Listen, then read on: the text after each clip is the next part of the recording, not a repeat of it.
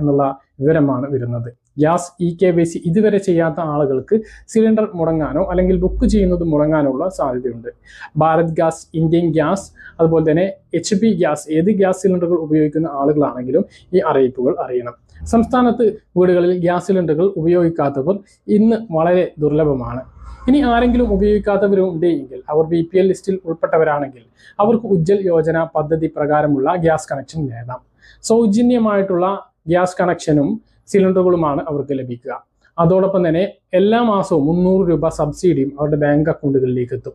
അതായത് ഗ്യാസ് വാങ്ങുകയാണ് എങ്കിൽ 12 സിലിണ്ടറിനുള്ള സബ്സിഡിയാണ് ലഭിക്കുക. എപ്പോഴൊക്കെ ഗ്യാസ് സിലിണ്ടർ ഫില്ല് ചെയ്യും, 821 രൂപ 50 പൈസയാണ് ഇപ്പോൾ ഗ്യാസ് സിലിണ്ടറിന്റെ വില. അത് കൊടുത്ത് ഫില്ല് ചെയ്യുന്ന സമയത്ത് അവർക്ക് വരുന്നത് 521 രൂപ 50 പൈസയാണ്. 300 രൂപ അവർ കൊടുത്ത 300 രൂപ അവരുടെ ബാങ്ക് അക്കൗണ്ടുകളിലേക്ക് ക്രെഡിറ്റ് ആകുന്നതാണ്. ഇതിലേക്ക് ഇതുവരെ ഗ്യാസ് ഇല്ലാത്തവർക്ക് മാത്രമേ അപേക്ഷിക്കാൻ കഴിയൂ.